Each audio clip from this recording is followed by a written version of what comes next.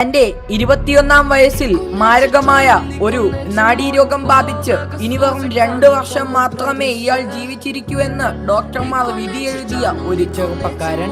വർഷങ്ങൾക്ക് ശേഷം ഒരു വിരൽ പോലും ചലിപ്പിക്കാൻ കഴിയാതെ ലോകം കണ്ട ഏറ്റവും വലിയ ശാസ്ത്രജ്ഞനായി മാറിയ ചരിത്രം നിങ്ങൾക്കറിയാമോ?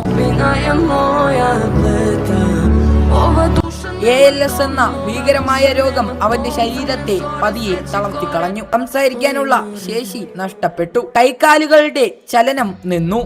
ഒടുവിൽ പൂർണ്ണമായും ഒരു വീൽ ചെയറിലേക്ക് ചുരുങ്ങി. ഒരു സാധാരണക്കാരനാണെങ്കിൽ അവിടെ ജീവിതം അവസാനിപ്പിച്ചേനെ.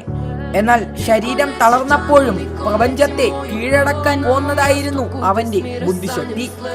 കവിളിലെ ഒരൊറ്റ പേശിയുടെ ചലനം കൊണ്ട് പ്രവർത്തിക്കുന്ന ഒരു കമ്പ്യൂട്ടറിന്റെ സഹായത്തോടെ അവൻ ലോകത്തോട് സംസാരിച്ചു. പ്രപഞ്ചത്തിന്റെ നിഗൂഢതകളെക്കുറിച്ചും ബ്ലാക്ക് ഹോളുകളെക്കുറിച്ചും അതുവരെ ആരും പറയാത്ത രഹസ്യങ്ങൾ അവൻ ലോകത്തിനു മുന്നിൽ തെളിയിച്ചു തന്നു. ഡോക്ടർമാർ പ്രവചിച്ച ആ 2 വർഷത്തെ വെല്ലുവിളിച്ച് 50-ലധികം വർഷങ്ങൾ വീൽ ചെയറിലിരുന്ന് അവൻ ശാസ്ത്രലോകം ഭരിച്ചു. അതെ, വൈകല്യങ്ങളെ തന്റെ കരിയറിലെ ഏറ്റവും വലിയ വിജയമാക്കി മാറ്റിയ ആ ജീനിയസിനെ ചരിത്രം വിളിച്ചു സ്റ്റീവൻ ഹാക്കിംഗ്. സുഹൃത്തുക്കളെ, നിങ്ങളുടെ ശരീരം തളർന്നാലും മനസ്സ് തളരാതിരുന്നാൽ ഈ പ്രപഞ്ചം മുഴുവൻ നിങ്ങളുടെ കാൽ കീഴിലാക്കാം.